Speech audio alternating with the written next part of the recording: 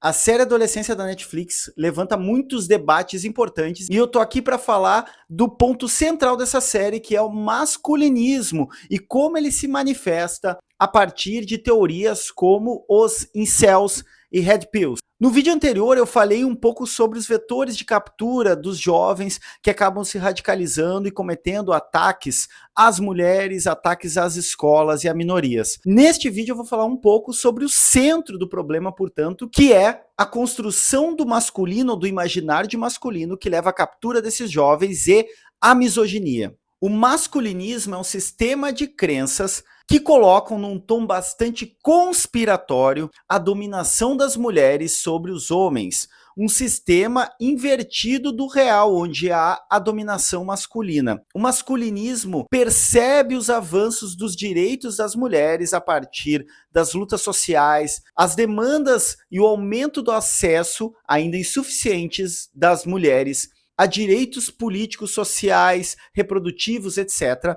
E a partir daí vai dizer, bom, o sistema privilegia as mulheres e nós, homens, estamos passados para trás. O masculinismo, ele parte de uma pseudobiologia, ou seja, ele acredita numa linguagem filosófica, numa essência de masculino e feminino. Por que uma essência de masculino e feminino e pseudobiológico? Porque o que a gente entende por masculino, ele é construção social de um determinado tempo, de uma determinada sociedade. O que eu estou querendo dizer é que essa história de homem viril que come muita carne e que resolve tudo na violência e não sabe externar um sentimento é produto de uma sociedade ao longo dos séculos que vai privilegiando uma visão de masculino como o viril, o dominante, o violento, o silencioso que aguenta tudo e que não é capaz de comunicar um sentimento. Isso é uma construção social. As sociedades onde a noção de masculino ou mesmo de macho ou homem distingue-se dessa que a gente tem.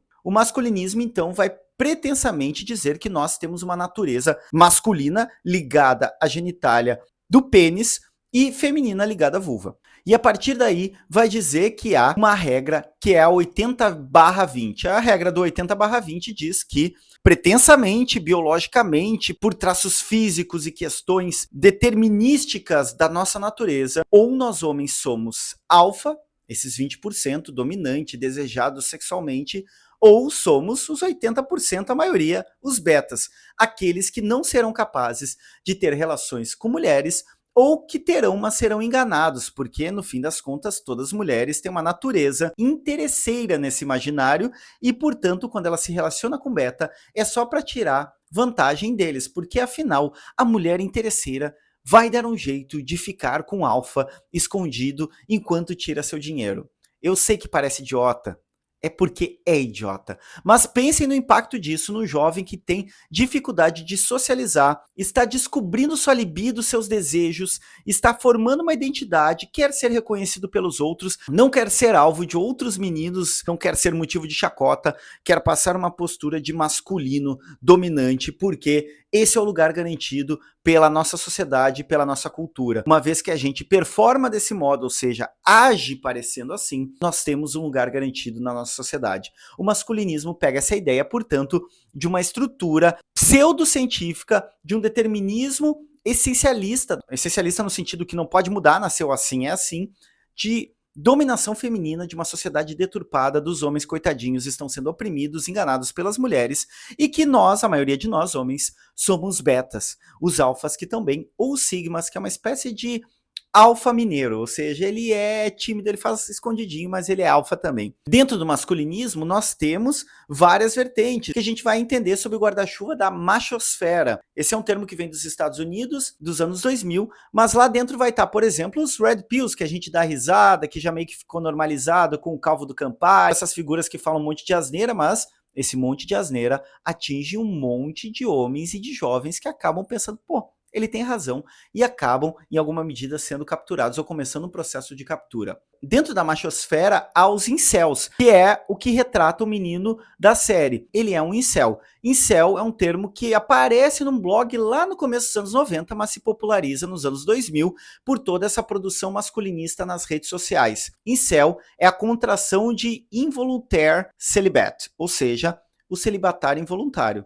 Aquele que é virgem por falta de opção. Ele não consegue, simplesmente ele não consegue socializar. O incel, ele acaba adotando essas teorias pseudocientíficas que envolvem, então, a regra do 80-20, por exemplo, e vai dizer que a culpa, quem os faz sofrer, são as mulheres, porque elas são interesseiras, e os meninos, coitados, são apenas vítimas. Essa construção de masculinismo está intimamente ligada com um cenário muito maior de reacionarismo moral e de emergência do neofascismo e das extremas direitas globalmente. Essa noção de reconstrução de um mundo perdido, onde o masculino se deteriorou junto com a sociedade, os homens se tornaram afeminados, se tornaram menos másculos nessa construção cultural, privilegia discursos que tentam retomar a essência masculina. O que eu já falei é construção social, cultural de determinado tempo, de um determinado grupo humano. Mas essa onda reacionária acaba atingindo os jovens que estão, como eu falei, no momento crucial de formação